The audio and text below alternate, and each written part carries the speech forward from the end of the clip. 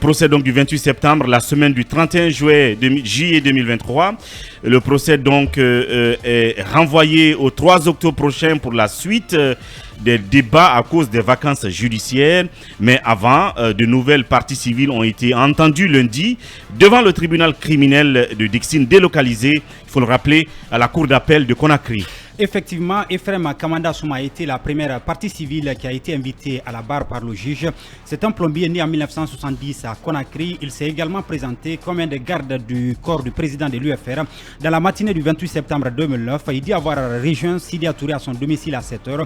Quand d'autres militants du parti sont arrivés, ils sont allés ensemble chez Jean-Marie Doré aux environs de 8 h. Après une brève rencontre avec des religieux, ils ont rallié le stade aux environs de 9 h, a-t-il expliqué.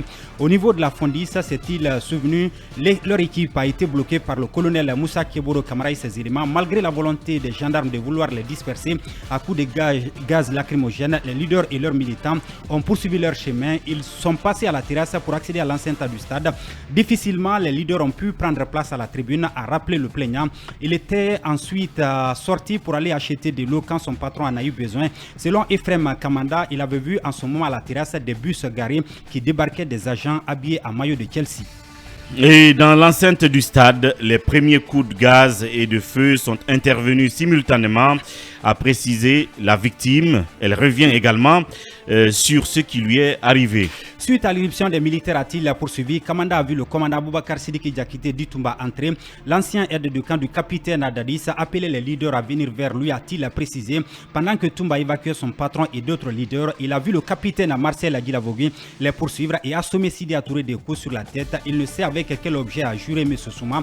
Après le départ de son patron, a-t-il confié, il est reparti dans l'enceinte du stade dans l'intention de pouvoir se sauver. Il a pu escalader le mur avant de se retrouver dans les mains des agents derrière la cour. Il dit avoir été blessé au bras suite aux bagarres qui ont éclaté entre eux. Kamanda a pu se tirer d'affaire. Il a fui pour aller vers l'université Gamal. Mais avant, a-t-il raconté, il a vu d'autres manifestants se faire électrocuter. Interrogé sur les cas de viol et de mort, le plaignant a répondu qu'il n'en a aucune idée, d'autant plus qu'il était préoccupé par la sécurité de son patron. 2 mois après les faits, un pick-up l'a renversé alors qu'il était à moto sur le tronçon d'Abondi Koléa, a révélé Ephrem Kamanda. Il a été victime de fractures au pied et est resté cloué au sol durant 19 mois, a-t-il dit. Pour lui, cet accident est la conséquence des événements du 28 septembre 2009, d'autant plus que ceux qui l'ont percuté n'ont pris aucun franc sur lui pendant qu'il disposait d'une somme de 14 millions de francs guinéens et 3 portables. Et puis il se dit qu'il était recherché par des militaires précédemment. Suite à cet accident, il boite et marche désormais avec une béquille. Il demande justice. Après Ephrem Kamanda Souma, c'est Mamadou Sadio Diallo qui a comparu. C'est une autre victime née en 1969 à Lilouma. Le plaignant a informé qu'il était au stade dans la matinée du 28 septembre 2009 pour assister au meeting des forces vives de la nation. Aux environs de midi, a-t-il déclaré, les éléments de la garde présidentielle sont entrés. Les uns lançaient du gaz lacrymogène, d'autres tiraient à balles réelles, a affirmé le plaignant.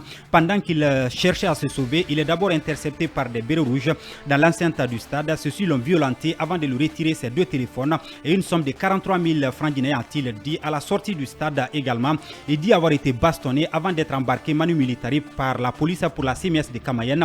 Il n'a pas expliqué dans quelles conditions, mais lui et d'autres manifestants ont recouvré leur liberté le lendemain aux environs de 17 h, a-t-il indiqué devant le tribunal. Et Mamadou Yaya Diallo a aussi été entendu. Ce n'est pas lui-même qui a été victime, mais plutôt son papa du nom de Boubacar Sidi Diallo. Mamadou Yaya Diallo est âgé d'une trentaine d'années. Il a commencé par déclarer que son père était bel et bien allé au stade dans la matinée du 28 septembre 2009. Pendant qu'il cherchait à se sauver quand le massacre a commencé, Boubacar Sidi a été intercepté par 2 militaires, a rapporté son fils. L'un l'a terrassé pour lui retirer son téléphone. L'autre l'a assommé de coups jusqu'à fracturer son pied par 2 fois, a poursuivi le plaignant. Boubacar Sidi est ensuite secouru par la Croix-Rouge.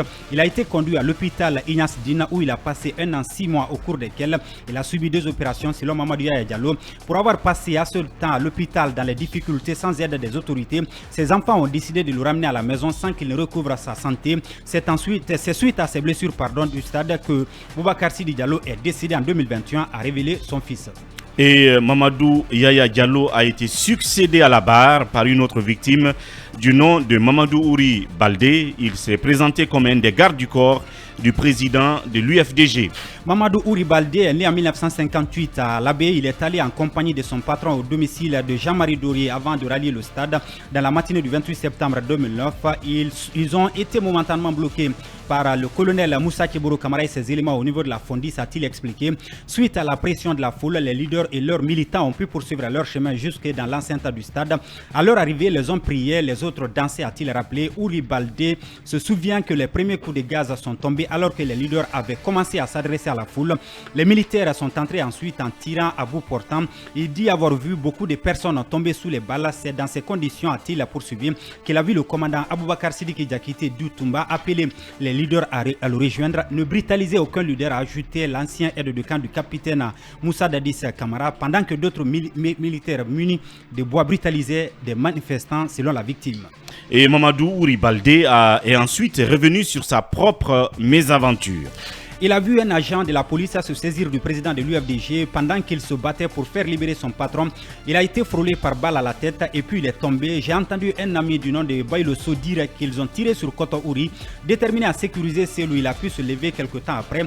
Quand il cherchait à sortir de la pelouse, il a été pris à partie à plusieurs endroits par d'autres agents munis de couteaux. Il a été poignardé et dépossédé d'un de ses téléphones et une somme de 22 500 francs guinéens. Il continue son chemin et se dirige vers le palais des sports où il dit avoir trouvé des femmes déshabillées qui se faisaient violer par des militaires. Ce que mes yeux ont vu là-bas, je ne peux pas dire tout ça ici, a-t-il indiqué. Il a également témoigné avoir vu des manifestants électrocutés étalés à terre. À la terrasse, il a trouvé de nombreux manifestants qui attendaient d'être embarqués à bord des camions militaires par contrainte. Alors qu'il était contraint au même exercice, son téléphone qu'il avait caché dans sa chaussette a sonné. Quand il a décroché, un gendarme lui a donné un coup jusqu'à ce que ses dents aient perforé ses lèvres inférieures, a regretté Ouri Baldé. Quand son tour est arrivé de monter dans le camion, il a refusé avant de s'enfuir. C'est après qu'il a rejoint sa famille à Yimbaya en passant par le CMC de la minière où il a reçu quelques soins. À son arrivée à la maison, son épouse a aussi piqué une crise, mais même si elle s'est réveillée après, en dépit de ses blessures, il a eu peur d'aller à l'hôpital. Elle a plutôt privilégié l'automédication. Et au terme donc de l'audience dans la soirée, les avocats du colonel Ibrahima Kamara Di Kalonzo ont sollicité la mise en liberté de leurs clients, mais sans succès. Oui, la demande était portée par deux de ses avocats conformément à l'article préliminaire et à l'article 244 du Code des procédures pénales. Maître Hassan Kaba et Maître Lansine Troa Doumbouya ont sollicité la mise en liberté de leur client au motif que sa détention n'est plus nécessaire pour la manifestation de la vérité parce que pour eux, aucun accusé ou partie civile ne l'a cité dans cette affaire. Ils ont également attiré l'attention du tribunal sur la dégradation de l'état de santé de l'accusé qui, selon eux, a vu sa capacité de vue se détériorer alors qu'il n'a pas accès aux soins de santé appropriés à la maison centrale.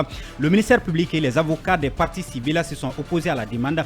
Monsieur Kalonzo est poursuivi pour des faits criminels à ce stade de la procédure. Monsieur le Président, sa détention est nécessaire pour préserver l'ordre public. Sa mise en liberté compromettrait dangereusement le cours normal de la procédure, a rétorqué Abdoulaye Babadi Kamara, un des substituts du procureur. Comme lui, les avocats des parties civiles aussi ont sollicité le rejet de la demande parce qu'elle n'est pas fondée. Le juge n'a pas tardé à rejeter la demande de mise en liberté de Kalonzo après avoir écouté les différentes parties. Ibrahima Sordou Tunkara a ensuite renvoyé l'affaire au 3 octobre prochain pour la suite des débats. Bien, donc le procès est renvoyé au 3 octobre prochain, ce qui veut dire que vous aussi, vous serez en vacances au compte de cette chronique Sekou Diatia et vous nous retrouverez sans doute la semaine du 3 octobre. À partir du mois d'octobre. Merci beaucoup. Merci surtout pour toutes ces chroniques si édifiantes, Sekou Diatia. Toutes nos félicitations. Merci beaucoup. Merci. Et puis Mirador continue tout à l'heure.